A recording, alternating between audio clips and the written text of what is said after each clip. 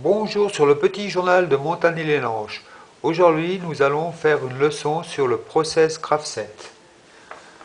À l'apparition de l'article du vendredi 28 octobre 2011 sur le net www.2000watts, je souhaite dire que la stratégie face à la surproduction d'une machine high-tech est tout simplement de s'y préparer.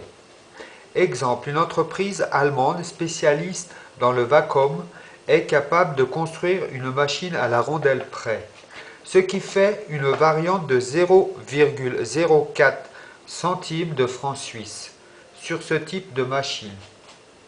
Elle peut se permettre de vendre une machine au coût réel et de s'aligner au marché si le concurrent, par une stratégie industrielle, baisse le coût de s'aligner.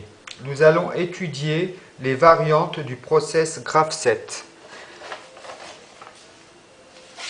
Je vais d'abord vous lire l'article, une partie de l'article dont je vous parle. Afin d'éliminer la concurrence mondiale, les fabricants chinois et le gouvernement avaient mis au point une stratégie de prix agressif afin d'inonder le machine d'une surproduction dévastatrice. Corollairement à cette stratégie, 3 géants américains solaires ont dû mettre la clé sous le paillasson durant cet été. Voilà une stratégie pour diminuer le prix d'une machine. Nous voyons ici une coulisse Wifing, une armoire électrique cabinet et un bâti passe-Sawold. Avec ces trois modules, ces trois éléments, nous allons dire, nous créons trois modules. Un module pour la coulisse, un module pour l'armoire électrique, un module pour le bâti. Ces trois modules regroupés forment un module de machine. Nous voyons ici une lettre C1 qui correspond à la coulisse, A1 qui correspond à l'armoire électrique, B1 qui correspond au bâti. Les trois regroupés font M1, c'est-à-dire le début d'une machine. Ici, il y a le nom de la pièce. Ici, c'est une case qui permettra de faire des variantes dans le logiciel que nous allons étudier.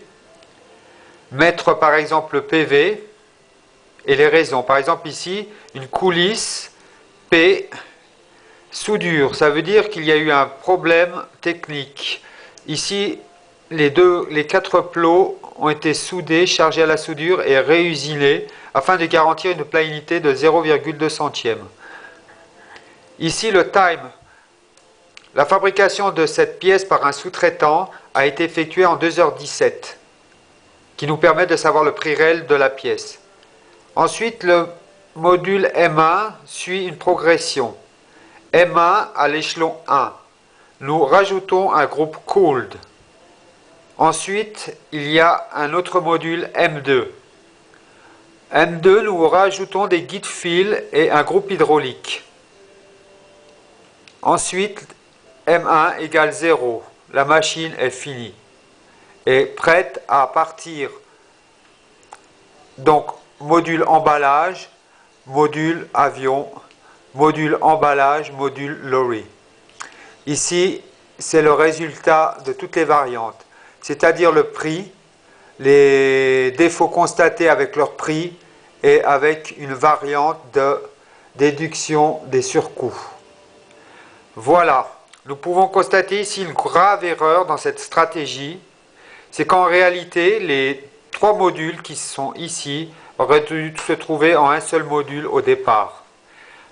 De part, ici, nous pouvons former des équipes sur ces trois modules afin de créer une polyvalence. Chaque sous-module est capable de faire le module à côté ou l'inverse. Voilà, c'était comment baisser le prix d'une machine assez facilement. Dans le prochain cours de Process Graph7, nous allons étudier la préparation. Le groupe avait investi plusieurs milliards de dollars dans les banques avec des achats massifs d'or, une plus-value conséquente. L'entreprise a décidé de contre-attaquer en baissant encore plus le prix et de travailler à perte pendant 3 ou 4 mois afin d'éliminer la propre attaque. Merci et au revoir à tous les gens de Montagny-les-Langes.